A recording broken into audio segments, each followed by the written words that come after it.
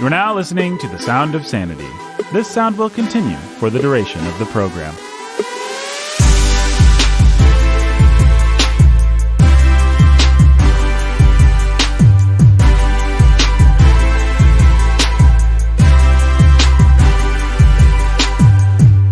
Hey everybody, welcome to Sound of Sanity.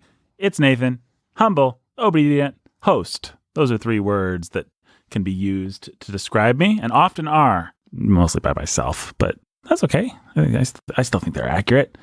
And you know what else is accurate? It's the statement that I'm about to make that comprises the following information. Benjamin Solzer is sitting to my left, and he's going to be talking into a microphone for the duration of this program. I am. Non-stop. Just blah, blah, blah, blah, blah. Yep. How's it going, Ben?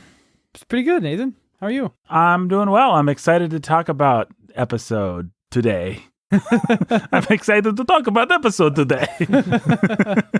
Introduce our third person, Ben. This is Pastor Jacob Menzel. He's the pastor who's the master of sanity. That's me. Guys, let's talk about it. The subject of this episode. It's tax season. Wow. Yay. All right. You guys excited? You've been doing your taxes? Yeah, taxes are done and filed and all that jazz. Your taxes are done and filed? Mine. By the time this episode gets aired, it will be. Okay. There It you will go. be. Ben, how's your taxes going? I've talked about them a little bit with my wife, as far as I've gotten. Hey, me too. Yay. We both are filing as married men for the first time this year. Yeah, That's exciting. it is. Yeah, I haven't done my due diligence to learn what that means yet, so. Yeah, me neither. The more dependents you have, the better. But if Megan is bringing or Meredith is bringing significant income to bear, then it's going to complicate all the questions. Well, Meredith is not allowed to leave the kitchen. And Well, neither is Megan. oh yeah, well, Obviously. that goes without saying. I think. Yeah, but course were it they is. before you got married? Oh, no. Oh man, you gotta catch them and keep them. That really all of our Valentine's You have advice. that half a year of non-muffin making to account for, at the very least. At the very least. At the very least. Wow. So that's a lot of muffins to miss. Yeah, that is a lot of muffins to miss. Oh man, that's like the ending line of my novel, I think. It was a lot of muffins to miss. What I wanted to do today, because people are in tax mode, they're talking about money, they're fighting with their spouse about money. Yeah. I thought that we would share our very own patented or patented, however you say that word, method of doing finances. And by our very own, I mean the Royal Jake.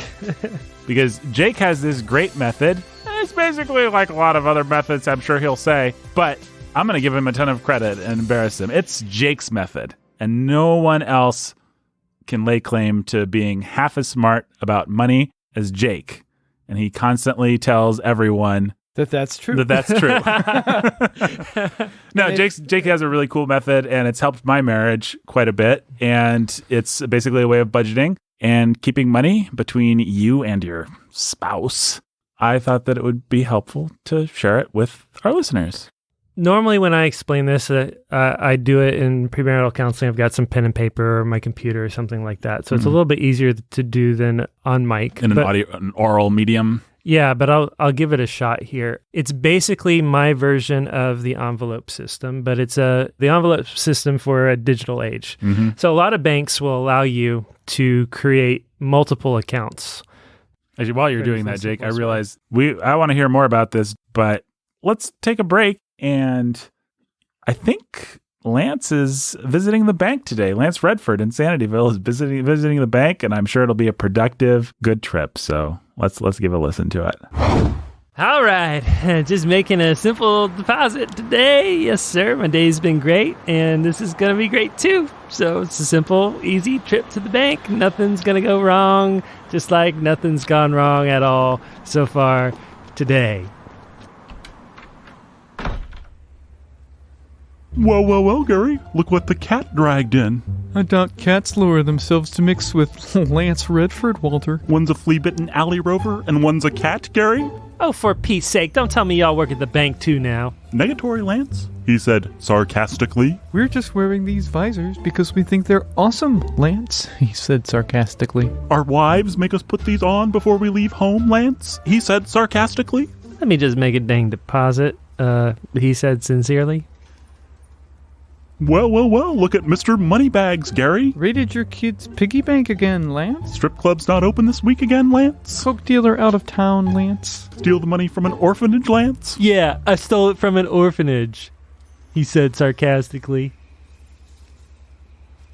Stealing from orphans, are we, Lance? You know, I really kind of hate you guys. A little like you hate democracy, Lance. A little like you hate taking showers, Lance? A little like you hate Mexicans, Lance. You know, I like Mexicans. Oh, like Mexicans, do we, Lance? Someone has to clean hotel bathrooms, eh, Lance? Someone has to make tacos, Lance? Will you guys just deposit my check or what? Negatory, Lance. It's not properly signed and dated, Lance. You went a centimeter over the line, Lance. The line it says not to write below, Lance. Hand shaky because you didn't have your morning vodka, Lance? Forgot how to write after they kicked you out of kindergarten, Lance? Going blind from huffing paint fumes, Lance? You guys are like... Hi, fellas. Hi, Lance. Hi, Chip. I accidentally burned 97% of this here check with a cigarette.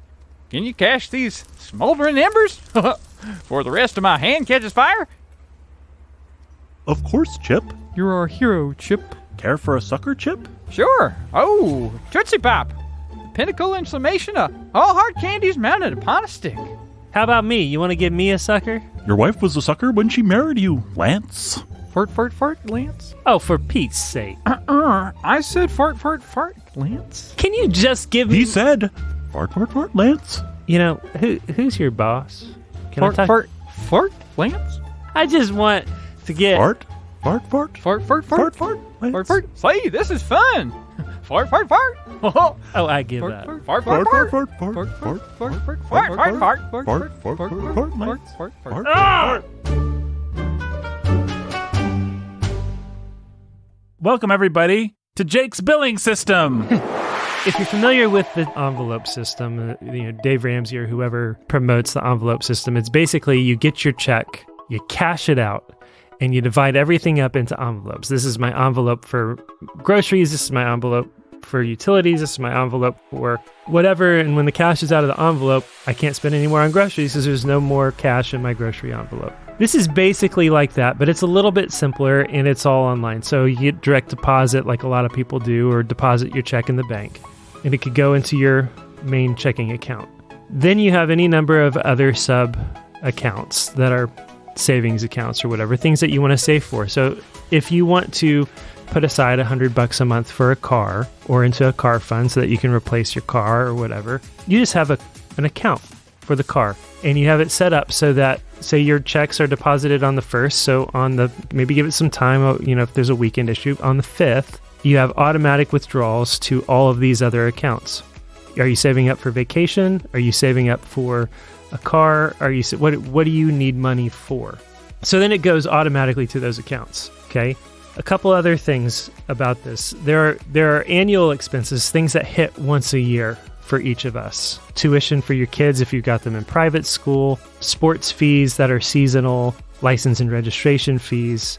Those are things that you need to have money dedicated and set aside for. Christmas Gifts, things like that, birthday gifts, whatever. Now, each one of those things you can set up a separate sub-account for, or you can group them together into one account called annual expenses, these one-time things. Either way, when you lay them all out on paper, you'll have a total number. You can divide that number by 12, and then you contribute to that annual expenses account so that every time one of those expenses hits, you can draw from your annual expense account. And now you're not touching your car fund, you're not touching your emergency fund, you're not touching anything else. But you have those things accounted for. You never have to worry, do I have enough money to pay for Christmas presents this year? You've decided, you've sat down with your wife or with your husband, you've made decisions. This year we've got $500 for Christmas presents. And so every month from now to Christmas, we're setting aside X number of dollars. It automatically gets rolled in, and then it's there. It's already decided, and it's saved, and it's separate. So that's how you manage those things. Then it comes down to a question of, okay, what are my fixed expenses each month, and what are my variable expenses? Your fixed expenses are going to be things like your mortgage payment, insurance payments, things like that. What we do is we have automatic bill pay. Those amounts get left in our checking, internet, whatever. It all gets left in our checking account. The variable expenses are the things that you have to deal with. And this is the real trick and what I think is the smartest part of our system. Our utilities we leave in that checking account. We just have round numbers. So if on average our water bill is $50 a month, we'll have, $60 a month in there. And, we'll have a little bit of cash accumulate, but that's good because if, you're always going to have a little bit there and you can clean that out and put it into a fund jar if you want to every so often. But the rest of it basically then comes down to, okay, gas, groceries, clothes, fun, those types of things. How do you divide that up? And those are the things that couples tend to fight about. And so what I recommend doing, what I encourage doing, and what we do is we basically have 2 other accounts set up that are personal expense accounts for me and for my wife. Mine is smaller than hers because hers includes groceries. So let's pick some round numbers here. Say my wife gets $1,000 a month deposited into her expense account with a debit card or a check card. Separate account, $1,000 a month. Her job is to be sure that she's got gas in the van, able to get groceries, and I don't care what she does with the rest of it. She can buy clothes, she can go to Starbucks, she can hang out with friends, she can do whatever she wants to do with that money. We've already made a decision about it. We've prioritized. She can save some of it and set some of it aside for something that she'd really like. Let's say I have a smaller expense account. Let's say it's $250 a month because I'm not dealing with groceries. It's the same story for me. I got to keep gas in my car. I've got to be able to take care of myself, get myself to and from places. And if I want to, take Amanda out to dinner, I need to be careful about how I spend my money, how much I drive. Am I going to take leftovers for lunch or am I going to eat fast food? And that's a way to discipline ourselves and motivate ourselves to be frugal within very limited constraints and to also be very free with one another. I never have to worry about, so long as Amanda's van isn't dying on the side of the road because she's not putting gas in it, and so long as she is, our dinners are nice and everybody's fed and well taken care of, it doesn't matter to me. I don't have to get uptight about how much money did she spend on the new glasses that she bought. You see a Starbucks cup in the trash and your stomach kind of churns. Yeah. Oh, no, you're going to break our budget, for dining out. None of that has to be something that we're concerned about. We've decided on a reasonable number for her, and she's found a way to make it work so she can have Starbucks. Great. Awesome. Good for her. But because you do it this way, you're able to set your priorities up top. Your vacation money goes off the top. Your car money goes off the top. Your emergency fund money, whatever, goes off the top. You're paying off debt off the top. Then you have basically what's left after all of those expenses and after all those priorities, those savings priorities. You're paying yourself, you're saving, you're paying your debts off, and then you've got what's left. And then you decide how to divide up what's left in a way that works. So that's the system, and I don't know, I hope people are able to follow it as I talk it through, but basically, to sum it up, there you have 5,000 different accounts for everything. Yeah. And it automatically divides out at the beginning of the month or whenever you get your paycheck. Yep. And both spouses are on an allowance. That's right. We have an allowance. I have to worry about my $100 or $250 or $500 a month, whatever my allowance is. The only thing I have to worry about in terms of budgeting and staying on budget are my very limited responsibilities and my very small allowance. Mm-hmm. And the same for her, except she handles groceries, so hers is bigger, and so she's got to manage groceries. It puts walls up such that you feel safe. It's like, okay, well, I may go to McDonald's, and it may be a stupid decision that doesn't let me go to Starbucks later, but it's not going to be a stupid decision that denies me a saving for my down payment because it's all already taken care of and off limits. Yeah. And it's not going to keep my wife from going to Starbucks. Right. So it's only punishing me. Right. The consequences are limited to me personally. I have to deal with the consequences of my own decisions. That's it. I've had exactly one fight about money in my short marriage with the incandescent Meredith. We're not divorced, folks. I mean, it just started and will go on for many years to come. But that fight was about the system, actually, and implementing it. And true story, I don't think she'd mind me telling this because she's since repented. She did not want to do this system at all. I said, hey, guess what? Jake's got this great system. And Jake is nothing if not an evangelist for this system, especially with newly married couples.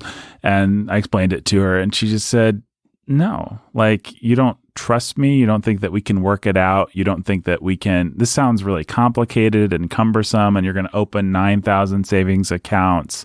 And I said, no, it's going to be cumbersome to set up, and it did take us a couple days to figure it out, get it all down on paper, set it up. Mm-hmm. But once it's set up, it's going to all happen automatically. And all you and I are going to have to worry about is our allowance. That's it.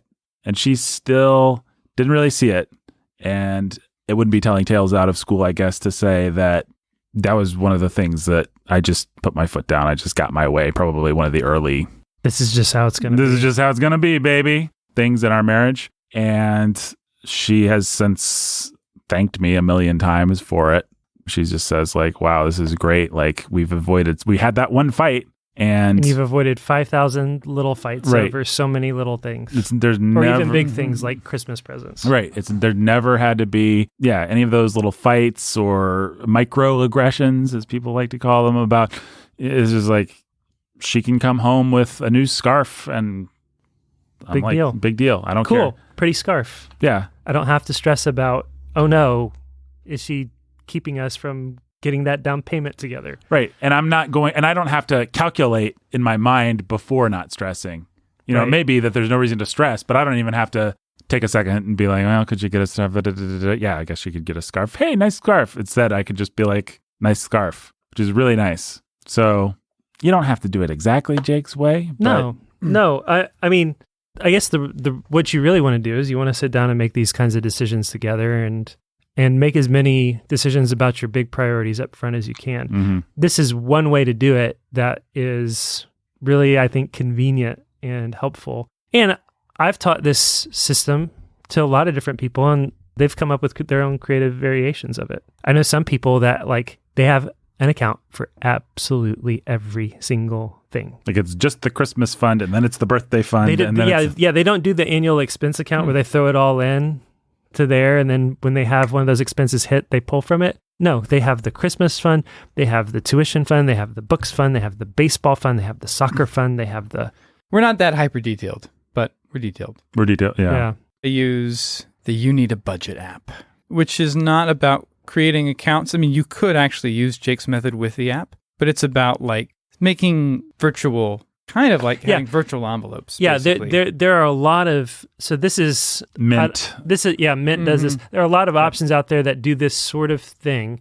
What you do is you give this app access to your bank accounts and credit cards, and then it does all of the tracking for you, and it lets you know how much you've spent, but it doesn't keep those things separate. So it just tells you, when you busted this budget, when you busted that budget, when you busted this budget or that budget. That's right. The virtue of that system is you don't have to manage 5,000 accounts. One of the drawbacks is because there are no hard lines, you can still break your envelopes by busting into with impunity. That's true. Whereas in the system that we do, when I run out, I run out. So I know a lot of people that use apps like that, and it works very well for them. I think that you have to be a certain kind of disciplined person for that to really work in a long-term way for you. Yeah. And I think a lot of people, especially starting out, could really benefit from something more like what we do, where it's just hard lines. Put ourselves you can't break that account. Yeah. You just can't do it because there's no money in it. There's no money to draw from. Your card's going to get declined, and you have to be conscious about the decisions you make to go. Yeah, I think that we have probably 25 different digital envelopes, so we really did break it down a lot. Yeah. I think that what we did when we got started, at least for me, is learned how to make and stick to a budget. Is actually I use the app as kind of a springboard into a crash course of because I had never even I had made a vague budget before, but never tried to stick to it. Never learned how it all the ins and outs worked. Never learned how to think about it. So it actually took a ton of work on the front end, and maybe someday we can scale back to a simpler thing. Yeah. Well, whatever works. I have a lot of respect for people that can do... for me, all my virtue is a function of pragmatism. I'm slothful, I'm lazy, I'm incapable of doing the right thing. So I put myself in a bind where I sort of have to do the right thing. Like, give me an account that I can't break. It's like, well, if I have nacho cheese sauce at home, I'm going to be a glutton. Let's not have nacho cheese sauce. Yeah, I mean, I can try and become a better person who can have nacho cheese. And of course, folks, I'm exaggerating. I do I've seen a lot. Yeah, I've got a fridge full of nacho cheese. No, I mean, of course, I do bring these things to the Lord, and by God's grace, He does sanctify me. But a lot of my virtue is, insofar as it a lot exists. of godly wisdom is involved in making those kinds of decisions, though, up front. I'm not the kind of person that can have nacho cheese sauce in my house and not eat way too much of it, so I'm just not going to have it. Yeah, and part of my godliness is saying no to myself at the store, so that is how I say no to myself at the fridge, is by saying no to myself at the store. And you do this kind of thing with people all the time when you're helping them deal with their sin. Oh, your smartphone is a problem for you for your purity. Well, maybe you should get a flip phone. Or your smartphone is especially a problem for you with your purity first thing in the morning when you wake up. You're not keeping your phone in your room.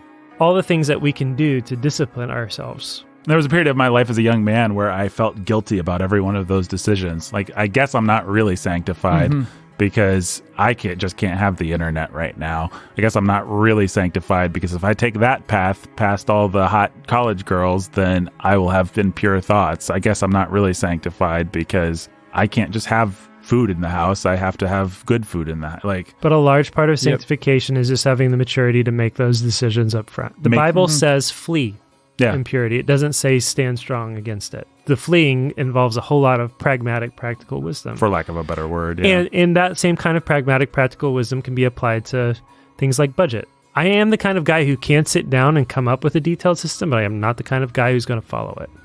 And so I needed a way to hack it. And that's how I came up with the system. We had ING Direct, and at the time, ING Direct just to let you create accounts. It's now Capital One, so we still have that, and we still use it. I mean, that's it. This is just like, I needed a hack. As much as I was loose with myself, I was uptight with her. And it was That's what I was just thinking. It was sinful and ugly. If we were sharing from the same fun account, that would just simply mean that Nathan had all the fun. Because Nathan is selfish, and he's capable of getting his own way. He is not the kind of person that is going to think not to go to McDonald's so that his wife can have Starbucks with her friends. It's just like... Well, I would. And then I would resent her. But I think it's better than you. Right. I remember, and this is almost like notorious, like pretty early in our marriage. And I mean early, like first month of marriage, early. Maybe it was the first couple of months. We were living on this shoestring budget, maybe $12,000 a year. 15 tops, trying to get through the pastor's college. So I'm pouring tons of time into building this college ministry while also doing pastor's college. I'm probably putting 50, 60 hours into the college ministry itself, the pastor's college on top of it, and then working when I can. And so I came home one day, and I used glasses earlier for a reason. She bought this set of 4 cute little Mickey and Minnie juice glasses. And I was just like, what are you doing? We got glasses. We registered for glasses. We got glasses. We have glasses to drink from. We didn't need cute little Mickey and Minnie glasses. They were $1 a piece in the clearance aisle at Target. She spent $4 on these glasses, and I was ready to lose my mind over it because things were so tight. I felt so much pressure about it. I was just like, what in the world? I'm still embarrassed over it. That's the crucible that this system was forged in. That's right. But it's really just about hacking ourselves so that we could be able to afford a house and not always be biting each other's heads off in the process. And it worked. Yep. By God's grace. Okay, let's go to a break. Jake, you're a minister, and I know you have lots of thoughts about how pastors and ministers use their finances, and there's some interesting rules along those lines. And actually, though I'm not going to have you speak to that, I think we should hear from our good friends at the Popcorn Coalition. Yeah, why have one minister speak to it when you can have 3 or 2.5 or 2 1/4 or whatever it is these days? However you do the math. Yeah, let's hear from them. They seem like great guys. All right, we'll be right back. Hello and welcome to the Popcorn Coalition. I'm Pastor Kevin. And I'm Pastor Evan. And I'm here to tell you about my latest book. Thank you for your contributions, as always, Evan, Quentin. But today we want to talk about a stressful time of life that we all experience. African big game hunting. No, Evan. Remember, we don't talk about those things on this podcast. Right. Don't mention Kevin's addictions, Evan. Tax season. Today we're talking about tax season. Hey, baby, tax season is only stressful if you don't have the funds to hire professional tax consultants and wealth management services and a large savings account in Switzerland. Am I right? Quentin, you work part-time at Taco John's. First of all, I work at rallies. I rally my money. I sit back and watch it be tallied, tally my money. I watch it all be funneled through stuff, Am I right? It certainly doesn't sound like it, Quentin. But of course, we're not talking about anything illegal here. Yeah, because that would be against the law. Fellas, I'm a little like a tightrope walker who fell but managed to wrap his legs around the rope. What? I straddled the line. Oh, brother. Speaking of which, you want to know one of the best things about being a staff member at FCS? I don't know, Quentin. Maybe we should ask one. Yeah, it's being able to take the ministerial exception on Social Security. Let's face it, Social Security is a little like my Super Nintendo after I stepped on it. And I stepped on it a few more times. I was pretty angry at Donkey Kong.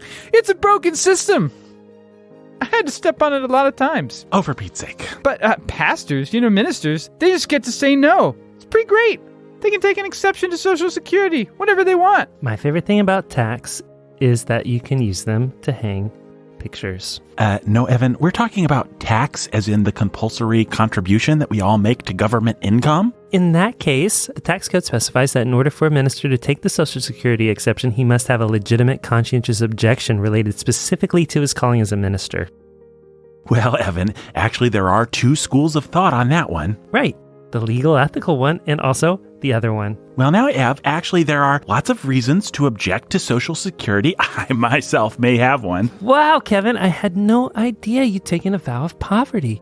I guess I'm a little like a devout Hindu person naming their favorite animal because I'm about to say, holy cow. At 2, Ev. Evan, baby, relax. A vow of poverty isn't the only reason to take an exception. Sometimes you just want to. True, Quentin. One could also have a principled opposition to insurance or savings investments. Sure. Yeah. Maybe that's Kevin. Guys, That must be why instead of saving money, he spends it on his house in Maui. Guys. And his Olympic-sized swimming pool, and his estate, and the rental property in Florida. Guys, people don't actually want to hear about that. Today's episode is about what to do with your tax return. Now, first, let's talk about giving a tithe. Tithe. It's like how a person with a lisp would say tithes. And I want to talk about saving, because I do, in fact, believe in saving. In that case, Kevin, I do apologize, but you have absolutely zero ground to object to Social Security. In fact, you've perjured yourself and you should have been paying double this entire time like other ministers of good conscience who are further penalized by our tax codes for being considered self-employed. Whoa, hey, Evan. Hey, look, how do I say this, bro? One, you're an idiot. I am pretty dumb. Evan, you're a little bit like a saw blade that doesn't even fit the saw that someone's trying to use to cut something. And it's all rusty and stuff, too. You're not the sharpest tool in the shed. Once I had a cat named Rusty. Oh, second, I think contributing to a broken governmental system is terrible stewardship. It's not the kind of stewardship God requires of us. That's worth objecting to. Why invest your money in Social Security when you could be investing in some Maui property? Well, I'm probably not qualified to answer that question, Quentin, on account of my dumbness. However, if I was to posit an answer to your quandary, it would perhaps lie in the fact that we're speaking about the law, and ministers don't get special exemptions to the law except on grounds of actual religious principles, seeing as flaunting the tax codes at this exact point demonstrates a kind of callous contempt for the freedom of religion on our own part that will in fact contribute to the erosion of those very freedoms in the future, not to mention the fact that it's perjury, and you've given the government carte blanche to take away everything you have, should they choose to place you in their considerably sized crosshairs. But what do I know? I'm kind of like the Bookending podcast talking about C.S. Lewis. I have no idea what I'm talking about. Yeah, what are those guys thinking? And also, how do you know so much about tax code, Ev? I watched a YouTube video once, Kevin. Also, there was another one about kittens. Oh, and also, before that, and before I got my MDiv, I received a PhD in accounting from the New York University Stern School of Business. The kittens were very scared of pickles. Evan, I'm afraid you're a little like a psychotic schoolchild, restrained by your principal. Quentin, do another one of those, and I'll kick you. I swear. Besides, who ever heard of the government using red tape to target religious minorities for persecution? Hang on, guys. I'm getting a call. Yes? Okay. Thank you. Well, all my assets have been seized. Bummer. Luckily, my assets are a little like the letters E, V, A, and N. They're all in Evan's name. Oh, tough break, Ev. In those videos, one of the kittens tried to eat a pickle.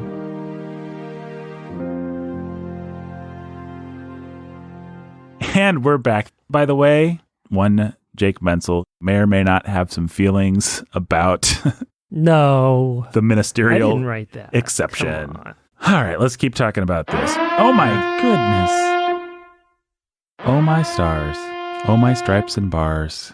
The devil's advocacy alarm. We were doing so well, Ben. Huh, I guess so. But now, I think that you and I need to attack Jake's Whoa. fraudulent, Whoa. stupid system. All right, do it. Sure. Why Bring it not? on. My system's going to hold up to your shots here. Of course it would. Mhm. Cold and human things can often take a beating. That's kind of the problem, though, right? This is going to be like Kasparov playing Deep Blue, assuming Deep Blue lost. Little gem for you chess nerds Wow. there. That was a gem. All right, Ben, you want first crack at this? Sure. I mean, what about the relationship between you and your wife? What about the actual, hands-on, we have to work together to make important decisions? What about a hack that doesn't just help you? What about a hack that protects you from actually taking risks in relationship? And You want a hack that protects you from... No, I'm saying My hack Your protects hack. me Your from hack taking protects risks you. in relationships. yeah, it's like a hack too far. Is what I'm saying.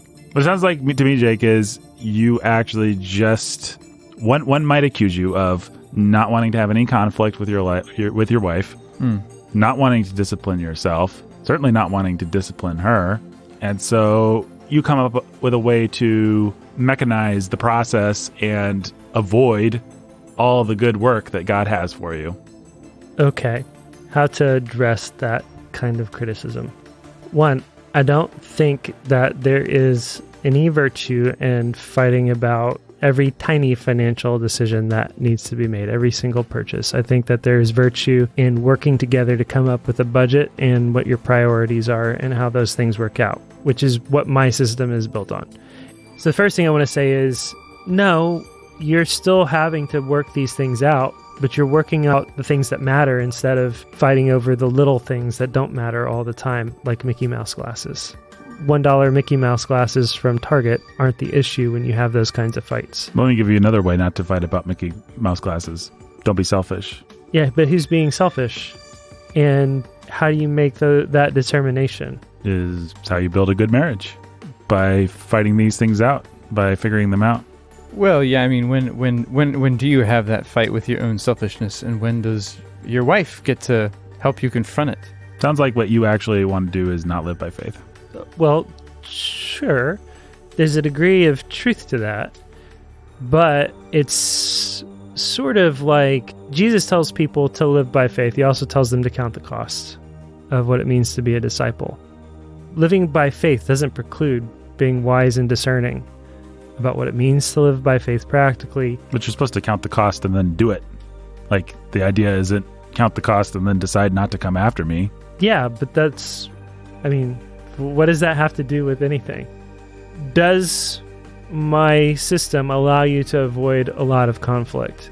Yeah, it does. Have couples benefited from having these kinds of conflicts? The kinds of conflicts that I'm suggesting you avoid. Yeah, they have. They've worked through a lot of things because they got in a fight about picking up Taco Bell. But that's not the point. Do you want to be avoiding all conflict in your marriage? No, you don't.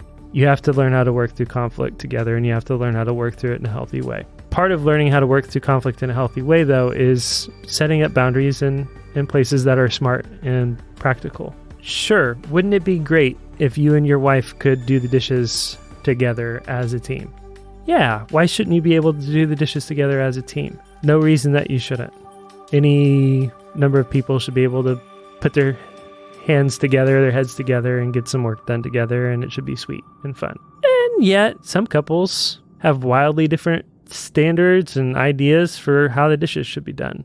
I just think that sounds like a good place for you to, let's say, love your wife, love her sacrificially, and maybe your wife could learn to submit to you in everything, like it says in the Bible. You could tell her how, maybe Jake, maybe you're just not man enough to make your wife do the dishes your way. Or maybe there is wisdom in letting your wife have her own dominion over how the household is run, since that's her job and the job that has been delegated to her by you. That's why it says let the wife should submit in some things, but other things the husband should just let her do what she wants. You know, part of being a good authority is knowing, yes, a wife, someone under authority, should submit to their authority in all things, but part of being a good authority is knowing when to call your authority to bear on a situation and when to give people space, when and how to cultivate trust in those who are under your authority. If you want to have a healthy marriage and a healthy relationship, the last thing that you should do is be like, the Bible says, submit to me in all things, therefore that's a mandate for me to dictate all things. Garbage. You don't go around dictating all things. Think of every other sphere of authority in your life. Think of your boss at work. Think of your pastors and elders at church. They don't go around dictating absolutely everything about your life, because that's a foolish way to wield authority. The Bible doesn't dictate every single detail of how you should make every decision in your life. The Bible does is it gives you principles. It gives you rules. You're to follow the rules and to live by biblical principles. There's a whole lot of leeway in the application of those principles in any number of circumstances and situations. Good authorities understand that. Good authorities build trust. Good authorities know when to exercise the submission muscles of those under their care, and they know when to give space, when to be open-handed and to delegate some of their authority, to give their wife the authority to make this decision and then to live with it even if they don't like it. And somebody could try to carve out enough space where they just are two roommates who they have separate bank accounts, they have an equal division of labor among the chores and an equal division of across the middle, and then they live their own separate lives, but they share a bed and sleep together. And that's not a biblical or healthy marriage. And yeah, you can use a financial system like that to maybe make that kind of arrangement. And you're right, that would be wicked, that would be unhealthy, that would be a setup for disaster. But what is also a disaster and a setup for disaster is a couple that never puts any forethought into avoiding dumb conflicts. They never do any of the work up front of anticipating, where are we going to fight? Let's work together to figure this out beforehand. Let's work together to make these decisions now when we're level-headed so that we can avoid a blow-up, so that when we do have conflict, it's over things that matter. It's not over Mickey Mouse glasses. And we don't have to trace Mickey Mouse glasses to something that matters. We've got something that we actually need to work through. And yeah, every couple is going to have, especially early in their marriage, all kinds of little dumb fights about all kinds of dumb little things that they're going to have to work through and learn how to engage in conflict in a way that is biblical, godly, and helpful. They have to learn to trust each other, to trust that you're for each other and not against each other, to not get caught in the feedback loop of, oh, I don't feel respected, so I will not show her love. Oh, I don't feel loved, so I don't feel like respecting him. And now we're driving each other apart.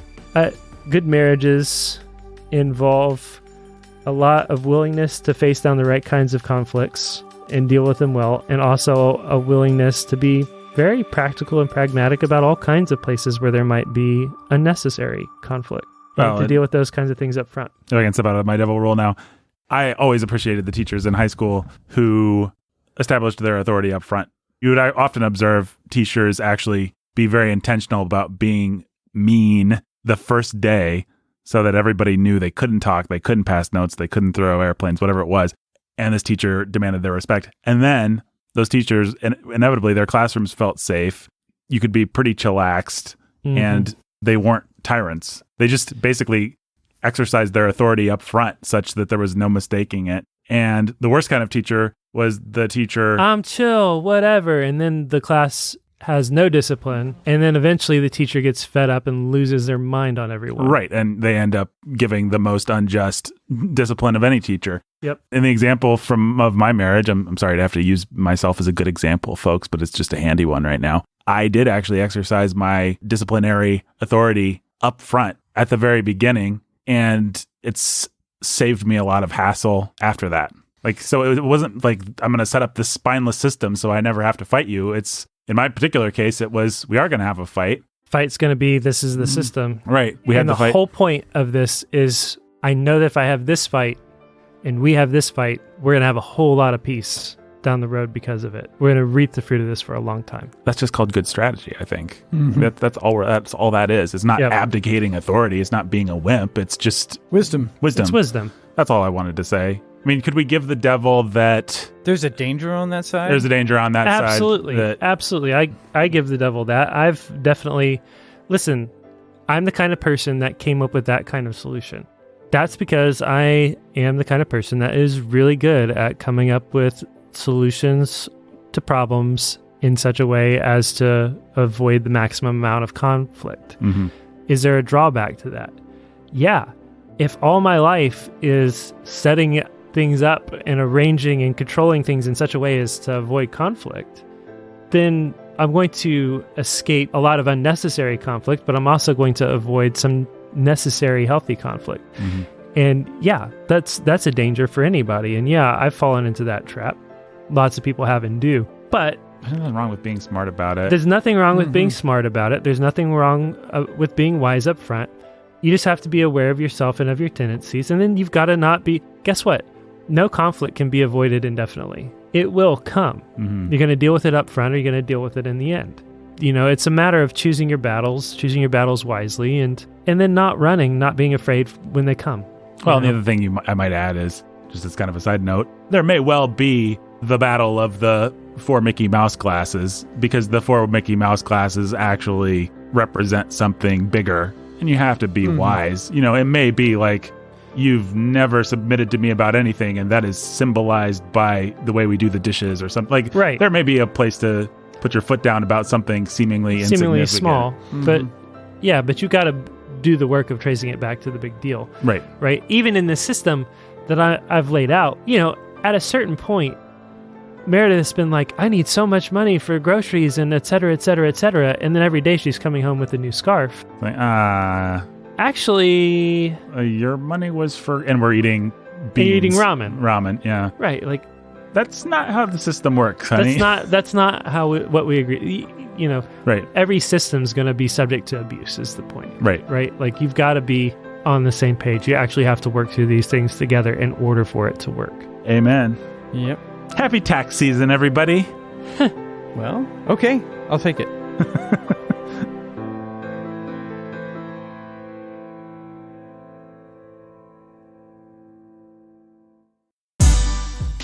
Sound of Sanity today, produced by me, executive produced by me and Jake, associate produced by Ben. Go to patreon.com/Sound of Sanity. We've got this cool new thing there called Sanity Bites. There's delicious 3 or 4 episodes already up. They're like 15 to 20 minute chunks of sanity where it's just us talking about things. There's one about creativity. There was one about an episode called Don't Be Gerald, where Ben talks about a guy named Gerald. Not his real name.